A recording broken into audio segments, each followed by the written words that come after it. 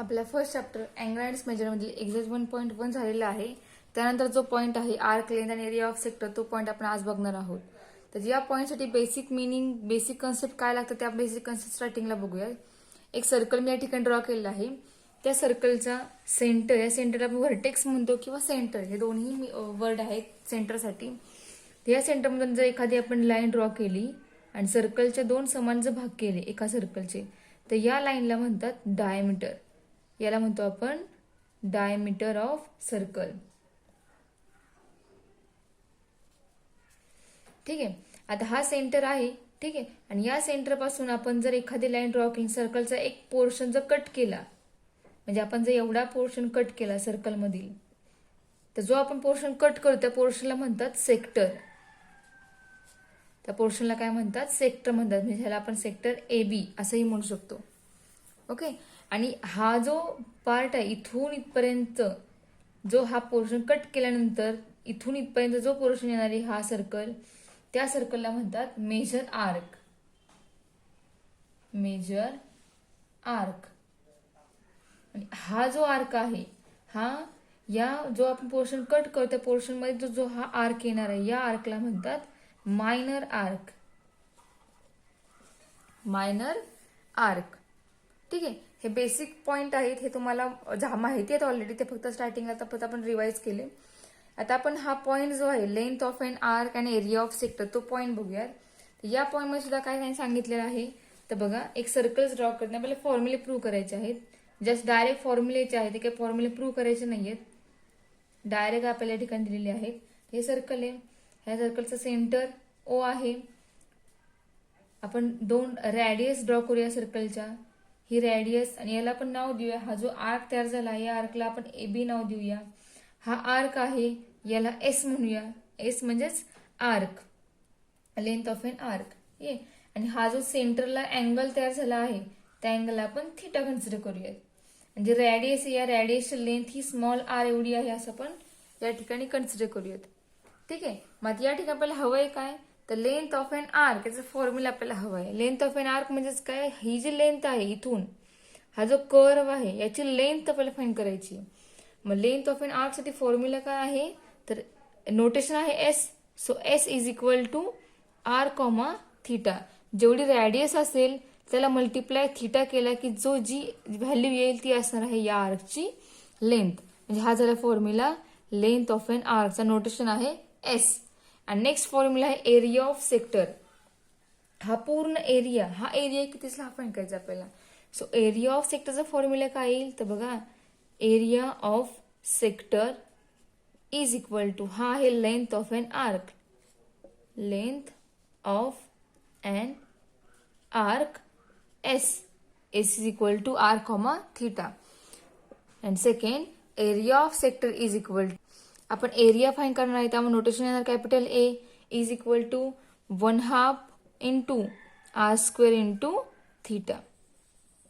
हा झाला फॉर्म्युला ह्याचा एरिया म्हणजे हा जो पोर्शन आपण कट करतोय हा भाग जो आहे हा भाग फाइंड करण्यासाठीचा हा formula area of sector A equal to 1/2 R² into theta. Radius square थिटाला मल्टिप्लाय केला की येणार आहे आणि हाफ 1/2 त्याला मल्टिप्लाय केला की आपल्याला एरिया मिळणार आहे. Similar length of an arc साठी formula S equal to R comma theta. आता हे दोन फॉर्म्युले यूज करून वेगवेगळ्या प्रकारचे एरियाज फाइंड करूयात. तर आपला एक्सरसाइज 1.2 आहे. त्या 1.2 मध्ये आपल्याला भरपूर एक्झाम्पल त्यामधले आपण एक्झाम्पल्स बघूयात आणि ह्या दोन्ही फॉर्म्युले जे आहेत ते यूज करूयात. तर 1.2 मधील क्वेश्चन नंबर 3 बघा काय आहे.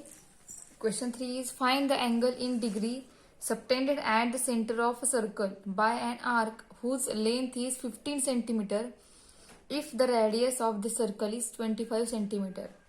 गिवन काय काय फाईन काय सांगितलेलं आहे अँगल डिग्री मध्ये फाईन काय सांगितलेलं आहे. ओके.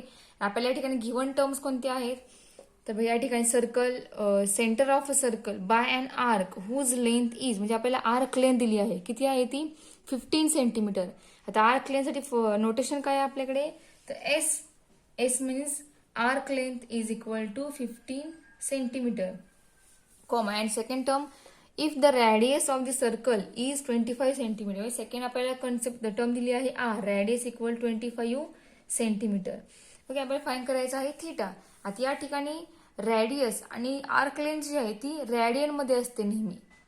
ठीक आहे ना. आपला अँगल हा आपल्याला अँगल डिग्रीमध्ये फाईन काय सांगितलेला आहे. तर आपण एस आणि आर पुट केल्यानंतर जो आपल्याला अँगल मिळणार आहे तो अँगल आपला रेडियनमध्ये मिळणार आहे. मग तो अँगल पुन्हा डिग्रीमध्ये कन्व्हर्ट करायचा आणि जो अँगल येईल तो आपला ते आपल्या क्वेश्चनचं सोल्युशन असणार आहे. ओके. सो बघा लेट आता अँगलसाठी आपण थिटा हे नोटेशन कन्सिडर करूया. So let theta small c means theta radian का आपल्याला जो थिटा आहे तो रेडियन मधला मिळणार आहे. Okay. So let theta radian be the angle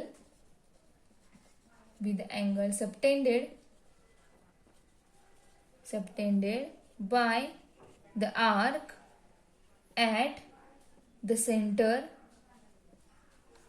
of circle. Then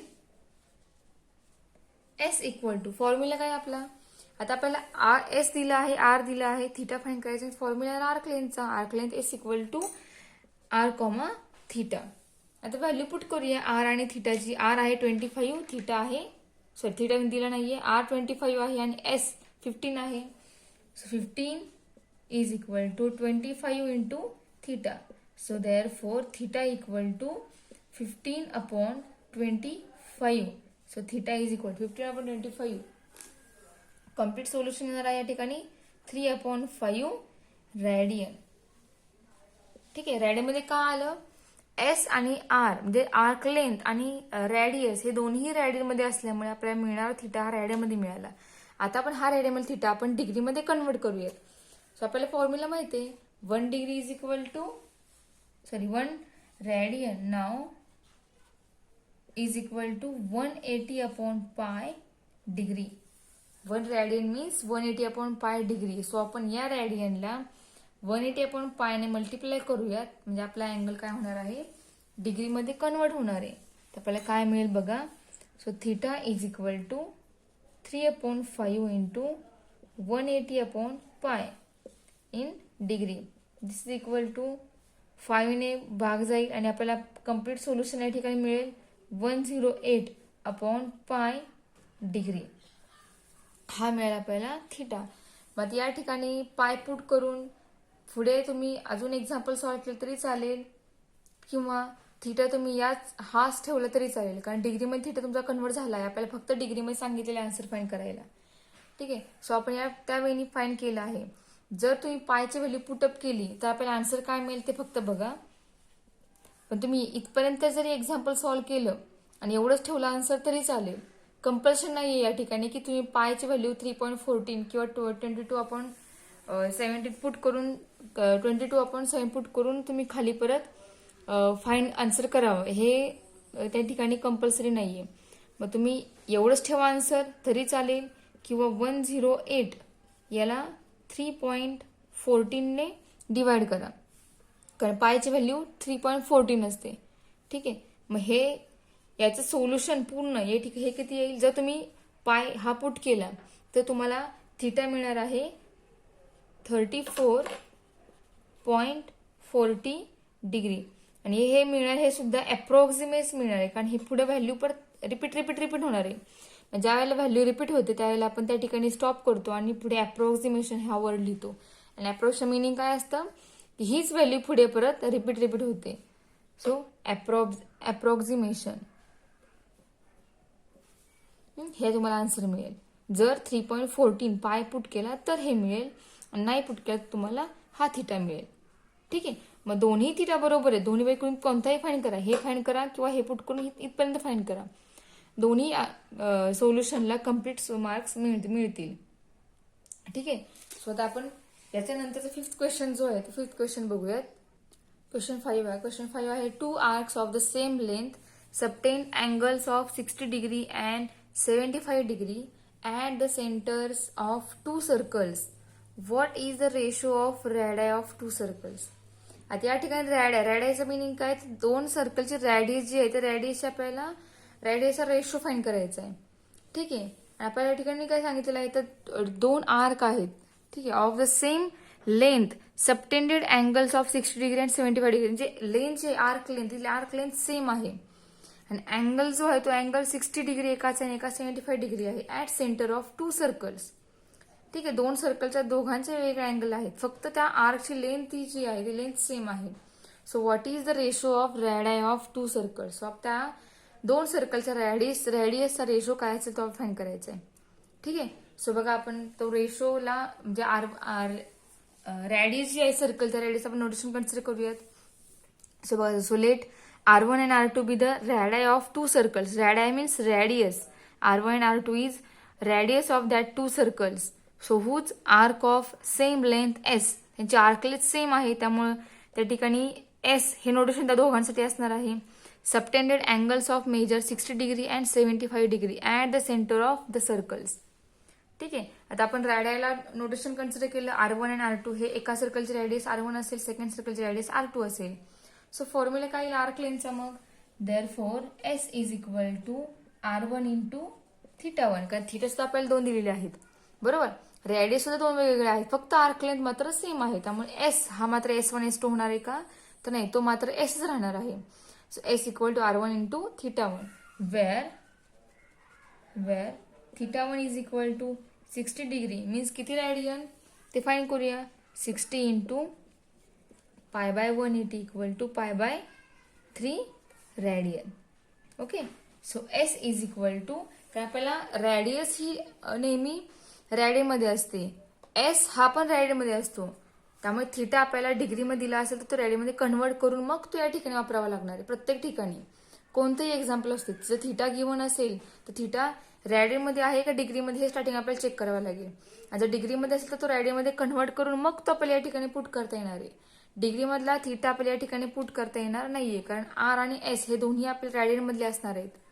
त्यामुळे येणारा आर्क लेंथ सुद्धा रॅडियन मध्ये आली पाहिजे किंवा येणारी रॅडियस सुद्धा रॅडियन मध्ये असली पाहिजे. त्यामुळे θ पण काय करायचं, आपण डिग्री मधल्या रॅडियन मध्ये कन्वर्ट करायचा आणि त्यानंतर तो यूज करायचा सॉल्व्ह करण्यासाठी, आन्सर फाइंड करण्यासाठी. ठीक आहे, so S equal to R1 into θ1. θ is pi by 3. So S equal to pi into R1 upon 3. हा झाला θ, सॉरी हा ही झाली आर्क लेंथ. याला आपण फर्स्ट इक्वेशन कन्सिडर करूयात.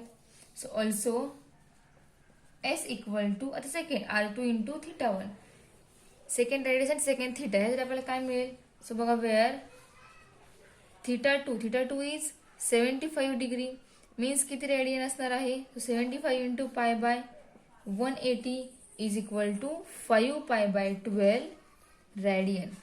So S is equal to R2 into θ2 is 5 pi by 12 radian. That is equal to 5 pi into R2 upon 12 radian. हे झालं second equation. ठीक आहे, पण आता आपल्या या ठिकाणी गिवन काय आहे, दोन्ही सर्कलची आर्क लेंथ जी ती सेम आहे, बरोबर. सेम आहे म्हणजे काय असतं, हे इक्वल असणार आहे. ही आर्क लेंथ दोघांची आलेली आहे, ही एका सर्कलची आर्क लेंथ आहे, ही सेकंड सर्कलची आर्क लेंथ आहे. पण दोन्ही सेम आहेत त्यामुळे आपल्याला हे दोन्ही इक्वल घ्यावे लागतील. So from 1 and 2 we get आपल्याला काय मिळेल, pi into R1 upon 3 is equal to 5 pi into R2 upon 12. दोन्ही आर्क लेंथ सेम आहे तेव्हा आपण दोन्ही काय केले, इक्वलच्या फॉर्म मध्ये या ठिकाणी लिहिल्या. तर बघा, आता यातील R1 आपण लेफ्ट हँड साईडला आणूयात आणि पाय आहे पाय बाय 3 तो राईट हँड साईडला पाठवूयात. म्हणजे काय होईल, R1 upon R2 is equal to 5 pi upon 12 into 3 upon pi. Pi same, pi get cancel. So we get R1 upon R2 is equal to 3 ने 12 ला भाग जाईल आणि आपल्याला या ठिकाणी आन्सर मिळेल 5 बाय 4. ठीक आहे, म्हणजे आपल्या दोन सर्कलच्या रॅडियसचा रेशो काय मिळाला, 5:4. So therefore the ratio of the radii of the circles is equal to 5:4. हा झाला दोन रॅडियसचा रेशो. तो क्वेश्चन 6 बघा, the area of circle is 25 pi square centimetre. Find the length of its arc subtending an angle of 144 degree at the center. Also find the area of the corresponding sector. Given काय दिले बघा, area of the circle is 25 pi square centimetre. सर्कलचा area given आहे. Okay, then find the length of its arc. आपल्याला arc length find करायची आहे. Given and subtending angle 144 degree. Angle डिग्रीमध्ये दिलेला आहे, तो एक गिवन आहे. आणि सेकंड आपल्याला काय फाइंड करायचं आहे, तर एरिया ऑफ सेक्टर फाइंड करायचं आहे. ओके, सो स्टार्टिंगला आपण आर्क लेंथ फाइंड करूया, त्यानंतर एरिया ऑफ सेक्टर फाइंड करूया. सो आर्क लेंथसाठी आपल्याला काय काय लागणार आहे, तर आर्क लेंथ म्हणजे S equal to R comma theta. म्हणजे आर्क लेंथ फाइंड करण्यासाठी आपल्याला रेडियस माहित असली पाहिजे आणि थिटा माहित असला पाहिजे. बरोबर, थिटा आपल्याकडे गिवन आहे. बरोबर, पण रेडियस माहिती का आपल्याला, तर नाहीये. सो आपल्याला रेडियस स्टार्टिंगला फाइंड करावे लागेल. सो जे आपल्याला एरिया दिला आहे सर्कलचा, त्या एरिया सर्कलच्या एरियावर आपण काय करणार आहोत, त्या ठिकाणी रेडियस फाइंड करणार आहोत. कशा प्रकारे फाइंड करायची, तर बघा स्टार्टिंगला आपण रेडियस नोटेशन कन्सिडर करूया. So let small R with the radius of circle.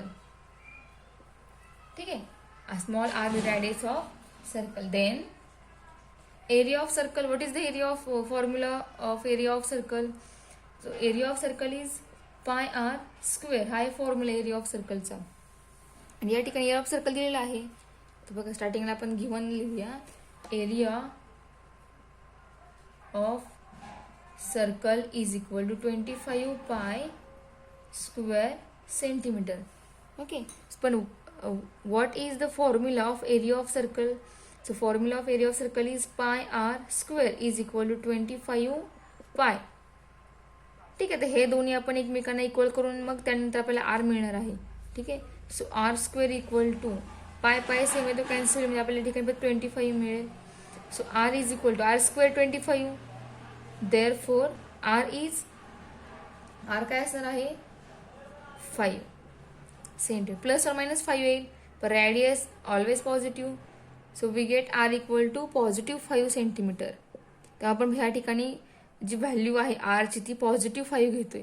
बरोबर, कोणतंही स्क्वेअर रूट फाइंड करताना स्क्वेअर रूट कसं होतं, प्लस मायनस 5 हे दोन्ही साईननी फाइंड आउट होतं.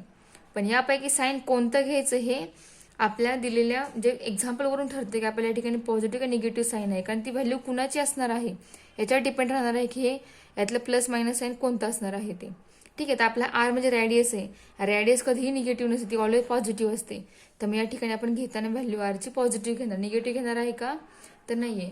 त्यामुळे आर इक्वल टू व्हॅल्यू मिळाली 5 सेंटीमीटर. ठीक आहे, तर आपल्याला आर मिळाला. थिटा माहिती आहे, पण थिटा कशामध्ये माहिती आहे आपल्याला, डिग्रीमध्ये माहिती आहे. पण आपल्याला थिटा कशामध्ये हवा आहे, रेडियनमध्ये हवा आहे.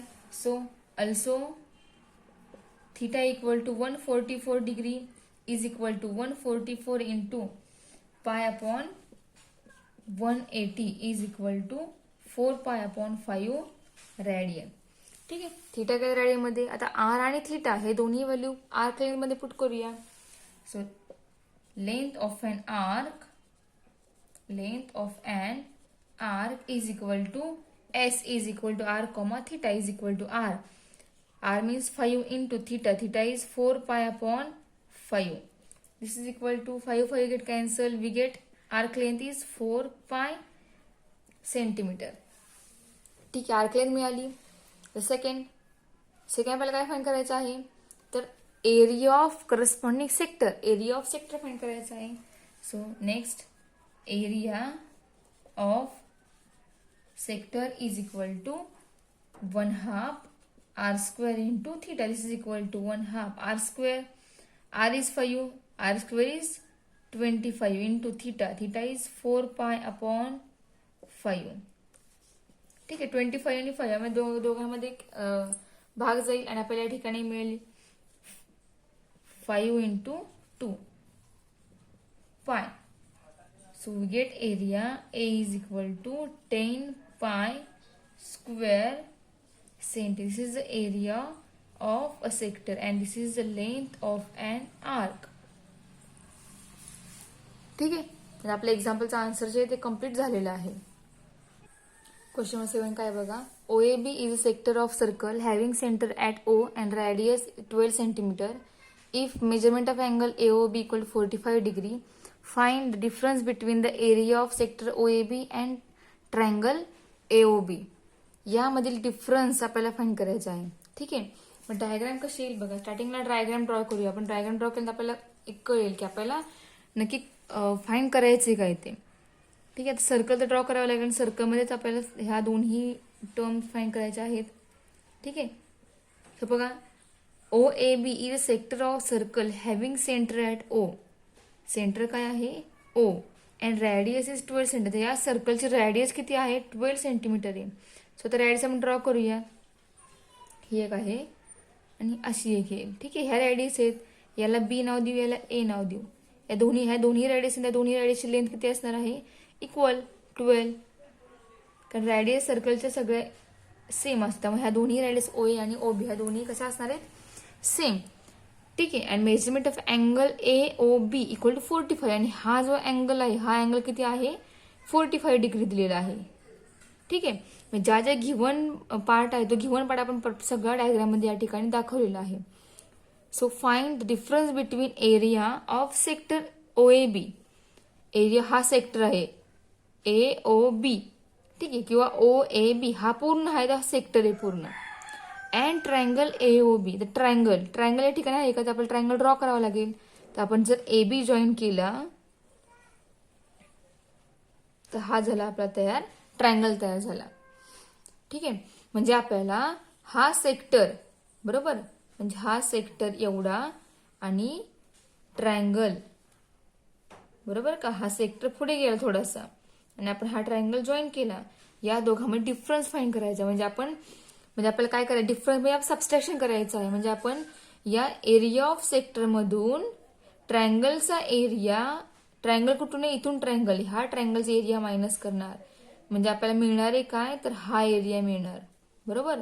म्हणजे याचा अर्थ डायग्राम मध्ये आपल्याला फाइंड करायचे काय, तर पूर्ण या एरिया ऑफ सेक्टर मधून एरिया ऑफ ट्रायंगल मायनस केल्यानंतर आपल्याला मिळणार आहे इथला एरिया. म्हणजे आपल्याला हा एरिया फाइंड करायचा आहे.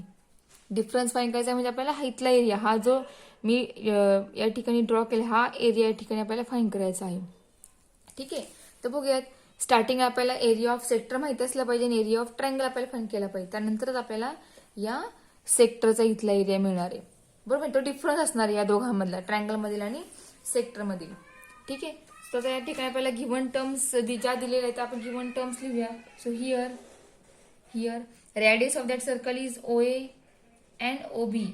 Both are radius of that circle. Therefore, measurement is equal. OA equal to OB equal to 12 centimeter, and also measurement of triangle AOB is equal to 45 degree. That angle is also given. Okay. So we convert that angle degree into radian.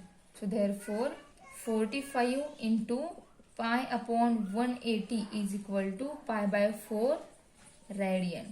Okay, आपला angle केला radian मध्ये. So theta is equal to pi by 4 radian. So now area of sector is equal to area of sector is equal to sector कोणता area sector कोणत्या या ठिकाणी OAB is equal to 1/2 r square into theta. This is equal to 1/2 r square. Value of r is 12. R square means 12 square into theta. Theta is pi by 4 into pi by 4. This is equal to, या सगळ्यात solution केल्यानंतर पूर्ण याचा answer या ठिकाणी येणार आहे 18 पाय स्क्वेअर सेंटीमीटर. तुम्ही फाइंड तुम्हाला हे आन्सर मिळेल 18 पाय स्क्वेअर सेंटीमीटर. ठीक आहे, आता आपल्याला एरिया ऑफ सेक्टर मिळाला बरोबर. आता फाइंड करायचं आपल्याला काय, तर ट्रायंगलचा एरिया फाइंड करायचा आहे. तर ट्रायंगलचा एरिया फाइंड करायचा फॉर्म्युला आपल्याकडे आहे. एरिया ऑफ ट्रायंगलचा फॉर्म्युला काय आहे 1/2 बेस इंटू हाईट. हा आहे ट्रायंगलचा area.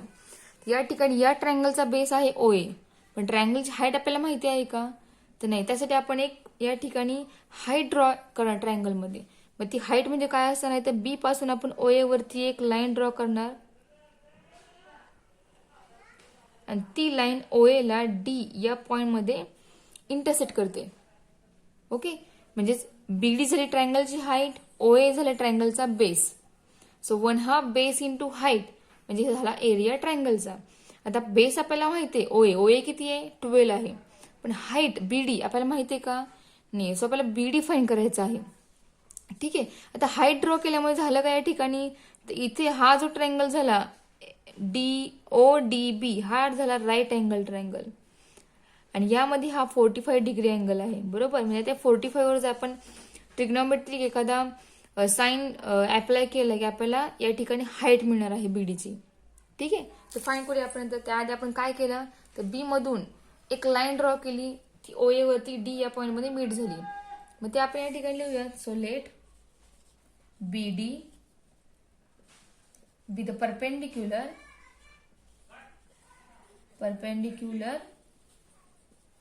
from B to OA,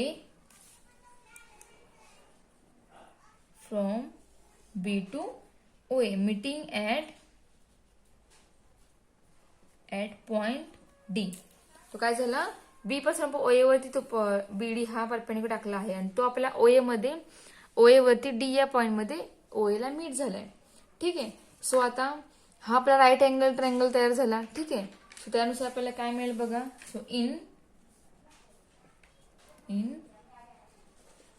right angle triangle ODB BD upon OB is equal to sine 45. बरोबर, sine theta equal to formula काय असतो, BD अपॉन बॉडी. BD म्हणजेच काय आहे, अपोजिट साइड आहे ह्या अँगलच्या. सो फॉर्म्युला काय असतो, अपोजिट साइड अपॉन हायपोटेन्यूज. त्यानुसार आपल्याला BD अपॉन OB असं आपल्याला या ठिकाणी साइन 45 इक्वल टू फॉर्म्युला मिळाला. ठीक आहे, आता याच्यावर आपल्याला BD ची व्हॅल्यू मिळेल. साइन 45 किती असतो, साइन 45 असतो 1/√2. So this is equal to BD ची व्हॅल्यू आपल्याला माहित नाहीये, पण आपल्याला OB माहिती. OB किती आहे 12. So BD upon 12 is equal to 1/√2. So BD is equal to 12 into 1/√2.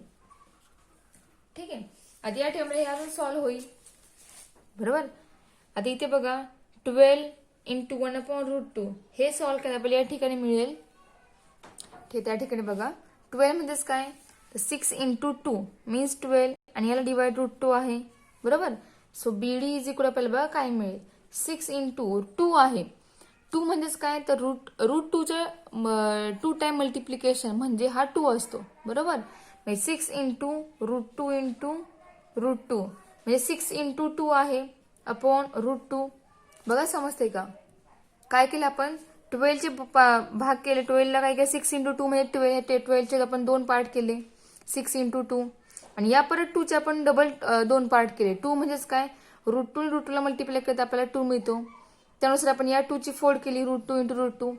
तर यामध्ये एक √2 डिवाइड √2 ला कॅन्सल होईल, आणि आपल्याला या ठिकाणी BD मिळेल 6 इंटू √2. ठीक आहे, हा झाला BD. आता आपल्याला हाईट मिळाली, बेस आपल्याला ऑलरेडी माहिती आहे. स्वतः पुट करूया आपण व्हॅल्यू याची, आणि आपण एरिया ऑफ ट्रायंगल फाइंड करूया. तर बघा आता